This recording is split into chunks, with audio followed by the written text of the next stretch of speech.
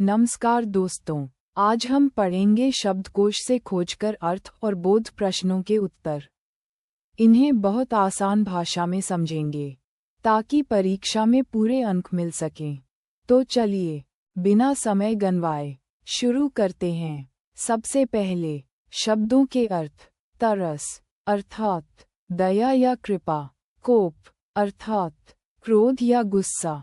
कदम्ब एक ऐसा वृक्ष जिसके पीले फूल गोल गेंद जैसे होते हैं। दादुर अर्थात मेढक। अभिनंदन अर्थात स्वागत या बधाई देना। कंदूक अर्थात गेंद। रीता अर्थात खाली या रिक्त। नाहक अर्थात बेकार या व्यर्थ।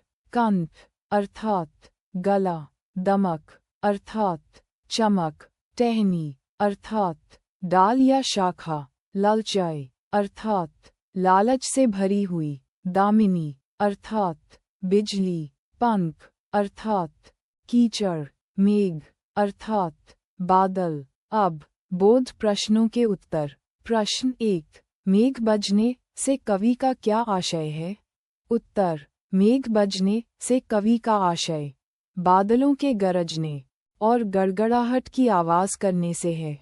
प्रश्न 2, पंख किस प्रकार से हरिचंदन लगने लगता है?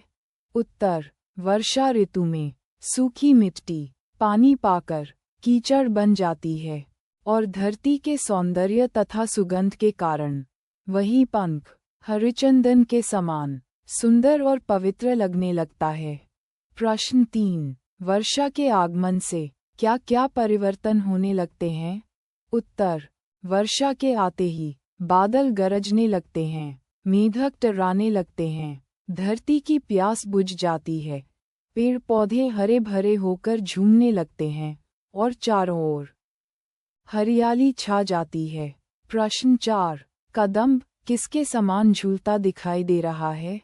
उत्तर, कदम्ब का पेड़ और उसके गोल फूल हवा में हिलते हुए कंदूक यानी गेंद के समान झूलते दिखाई देते हैं। प्रश्न 5, धरती का हृदय किस प्रकार धुला लगने लगा है? उत्तर, वर्षा की बूंदों से धरती की धूल और गंदगी साफ हो जाती है, इसलिए धरती का हृदय धुला हुआ, स्वच्छ और सुंदर दिखाई देने लगता है। 2, रिक्त स्थानों की पूर्ति कीजिए। धरती का हृदय धुला, मेघ बजे का कपाट खुला। अब आगे बढ़ते हैं और समझते हैं भाव स्पष्ट, भाषा अध्ययन और व्याकरण के सभी प्रश्न। सबसे पहले प्रश्न संख्या 3, निम्नलिखित पंक्तियों का भाव स्पष्ट कीजिए। प्रश्न क, हल्का है अभिनंदन। भाव, वर्षा के आने से ठंडी और सुहावनी हवा चलने लगती है, ऐसा प्रतीत होता है मानो पूरी प्रकृति बड़े ही कोमल और आनंदपूर्ण ढंग से वर्षा का स्वागत कर रही हो। प्रश्न ख, टहनी टहनी में कंदूक सम झूले कदम्ब।